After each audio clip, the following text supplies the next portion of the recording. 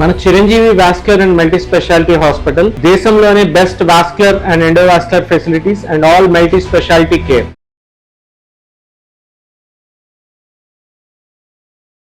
Deep vein thrombosis కి సంబంధించి చాలా మిత్స్ కూడా ఉన్నాయి. వన్ మేజర్ థింగ్ బీయింగ్, ఒకవేళ దాన్ని మనం నెగ్లెక్ట్ చేసుకుంటే రేపటి రోజున హార్ట్ అటాక్ రావచ్చా? అసలు ఇది నిజమా కాదా? అక్కడ దాకా ఎందుకు? What does deep vein thrombosis stand for?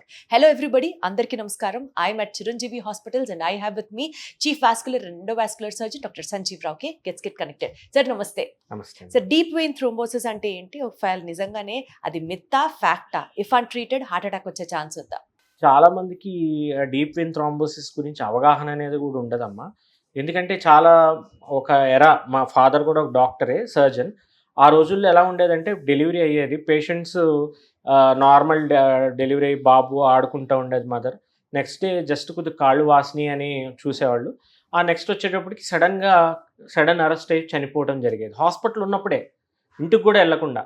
అప్పుడు వరకు ఆనందంగా ఉండి అంత బాబు పుట్టాడు, ఇది పాప పుట్టింది అని అంతా సెలబ్రేట్ చేసుకున్న వాళ్ళు నలుగురు ఎదురు వచ్చి పలకరించి వెళ్ళేటప్పటికి చనిపోవడంతో వాళ్ళు చాలామంది ఏమనుకున్నారంటే ఎవరో మా మీద చేతపడి చేయించారు, మా ఆనందం తట్టుకోలేక బాణామతి చేయించారు, లేకపోతే ఇంత ఆనందంగా ఉన్న ఆవిడ, హ్యాపీగా ఉన్న ఆవిడ ఇప్పటికిప్పుడు ఎలా చనిపోయింది అని చాలామంది ఉండేవాళ్ళమ్మ. అప్పుడు అవగాహన లేదు ఈ జబ్బు మీద. సో దీని అంతటికీ కారణం మనం ఒకటి చెప్పుకోవచ్చు, దీన్ని డీప్ వీనస్ థ్రాంబోసిస్ అంటాం. అంటే మనకి ఎప్పుడైతే ఒక హాస్పిటల్లో ఉన్నా, లేకపోతే ఎవరైతే మొబిలిటీ తక్కువ ఉన్నా, స్మోక్ చేసిన, రక్తంలో చిక్కబడే తత్వం ఉన్న వీళ్ళందరిలో కూడా రక్తం గెడ్డలు అనేది ఫామ్ అవడం చాలా కామన్ అనమాట.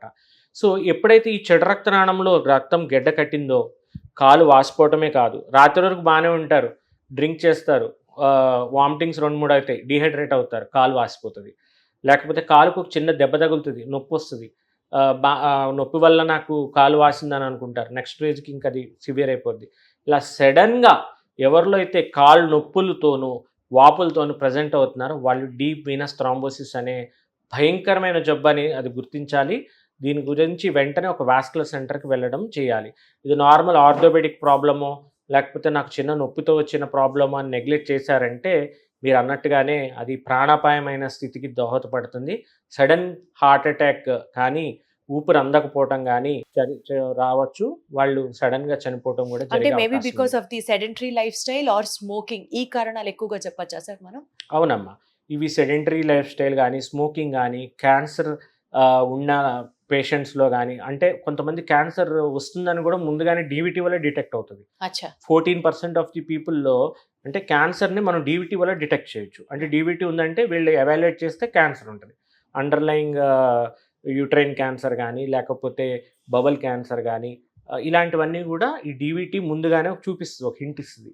సో ఇలాంటి క్యాన్సర్ పేషెంట్స్లో కానీ, లేకపోతే ఎవరిలో అయితే హైడ్రేషన్ సరిగ్గా ఉండదు కామన్గా, ఇప్పుడు మన సాఫ్ట్వేర్ ఇండస్ట్రీ చూస్తుంటాం, పొద్దున్న నుంచి సాయంత్రం వరకు అదే స్ట్రెస్లో అలా కూర్చొని ఉంటారు, టైంకి వాటర్ కూడా తీసుకునే ఛాన్స్ ఉండదు వాళ్ళకి. సో అలాంటి వాళ్ళలో డీహైడ్రేషన్ కూడా వెరీ కామన్.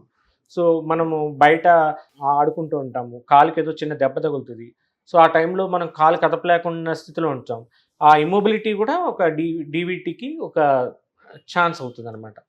సో ఇవన్నిటి వల్ల ఈ డీవీటీ అనేది రావడం. సిమ్టమ్స్ అన్ని ఎట్లా ఉంటాయి సార్, మనకి ఎట్లా తెలుస్తుంది? ఈ సిమ్టమ్స్ అనేవి ఫస్ట్ మనము ఉన్నట్టుండి కాలు సడన్గా వాసిపోయినట్టయితే ఫస్ట్ డీవీటీ సస్పెక్ట్ చేయాలి.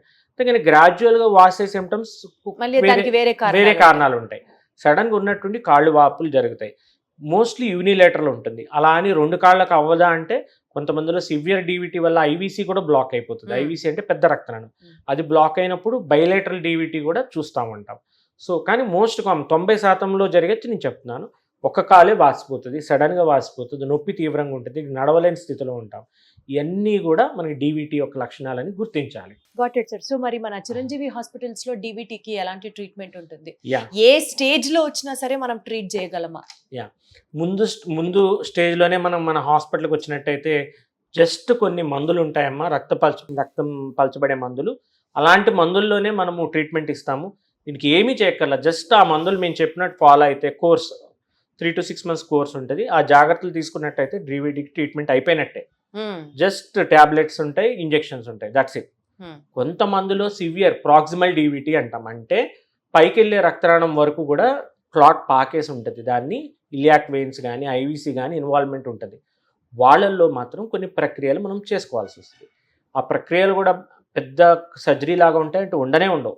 మన దగ్గర as you know Chiranjeevi hospital అంతా లేటెస్ట్ టెక్నాలజీ వాడతాం కాబట్టి ఒకే ఒక చిన్నటి సూదితోనే మనం ట్రీట్మెంట్ చేయడం జరుగుతుంది. Got it. దీన్ని యాంజియోజెట్ అనే ఒక ప్రక్రియ ఉంటుంది, ఫార్మకో మెకానికల్ థ్రాంబోలైసిస్ పెనుంబ్రా అని అంటాం. సో దీంతో ఆ సన్నటి సూదితోనే మనము ఆ క్లాట్ అంతటినీ కూడా తీసేయటం జరుగుతుంది. దాంతోపాటు అవసరమైతే ఐవీసీ ఫిల్టర్ అనేది కూడా ఒక ఫిల్టర్ డిప్లాయ్ చేస్తాం. దానివల్ల ఆ క్లాట్ మన లంగ్స్లోకి మైగ్రేట్ కాకుండా కూడా ఆగుతుంది అనమాట. సార్ ఇప్పుడు డయాబెటీస్ వాళ్ళలో మీరు నాకు చెప్పినట్లుగా పెద్ద ఏజ్ వాళ్ళలో ప్రతిరోజు ఒక టాబ్లెట్ ఆస్పిరిన్ టాబ్లెట్ వేసుకుంటూ ఉంటారు. అలా వేసుకుంటే వాళ్ళకి ఇంకా డీవీటీ రాదు అని అనుకోవచ్చా?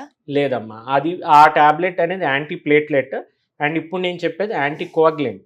So that is different, this is different. So అది రక్తనాళాలకు సంబంధం అంటే హార్ట్ నుంచి వచ్చి రక్తనాళాలు ఎఫెక్ట్ అయ్యే ప్రాబ్లమ్స్ తగ్గించేది ఆస్పిరిన్. అండ్ ఇప్పుడు మనం యాంటీ కోఅగ్యులెంట్ అనేది రక్తం పలచబడి చేసేదానికి ఇది ట్రీట్మెంట్. సో రెండు ఒకటి కానే కావు. Right sir. అంటే డీవీటీకి చాలా కాంప్లికేటెడ్ ప్రొసీజర్స్ ఉంటాయి అని భయపడే వాళ్ళకి చాలా సింపుల్ ప్రొసీజర్స్లో, ఇంకా చెప్పాలంటే ఇనిషియల్ స్టేజెస్లో మీ దగ్గరికి వస్తే ఒక ట్యాబ్లెట్తోనే పని అయిపోతుంది అన్నది మాకు అర్థమవుతుంది. Thank you so much sir. కొన్ని భయంకరమైన కేసెస్కి చాలా సింపుల్గా ట్రీట్మెంట్స్ ఇక్కడ చిరంజీవి హాస్పిటల్స్లో అవైలబుల్గా ఉన్నాయి. Thank you so much for enlightening us sir. Thank you అమ్మా.